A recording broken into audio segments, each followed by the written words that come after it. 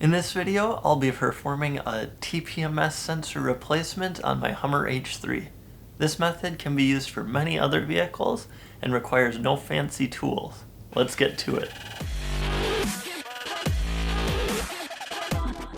The replacement sensor and tools I'm using can be found in the video description. With the vehicle parked in a safe location, I have chocked the tires, set the parking brake, and placed a jack at a safe lifting point.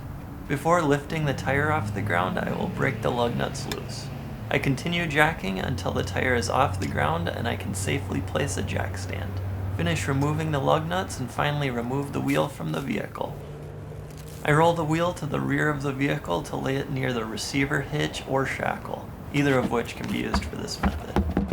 Using a valve core remover, I loosen the core from the valve stem, allowing the tire to deflate. To speed up the process, I am loosening the outer nut, securing the TPMS sensor to the rim. With the tire fully deflated, I use my farm jack to break the bead of the tire. I will apply moderate pressure with the base of the jack in 2 to 3 spots before applying additional pressure to finally break the bead. This step is the most dangerous and should be performed with great caution. The tire bead is now free from the valve side of the rim.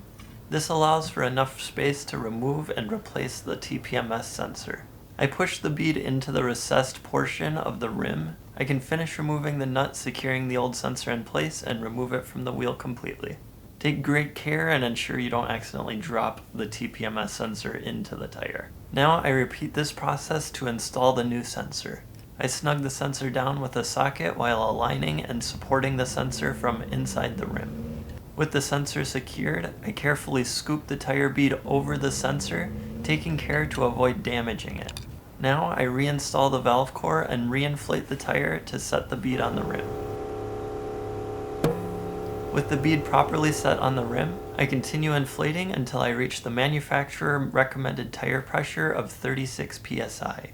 Lastly, I resecure the wheel to the vehicle and torque the lug nuts in a crisscross pattern to 100 foot-pounds per the factory service manual. There's my quick and simple method on TPMS sensor replacement. If you're interested in figuring out which TPMS sensor has failed, check out my video called Finding Failed TPMS Sensor. Huge thanks to my support on Patreon. Your investment in my work is incredibly encouraging. I really appreciate it. See you next time.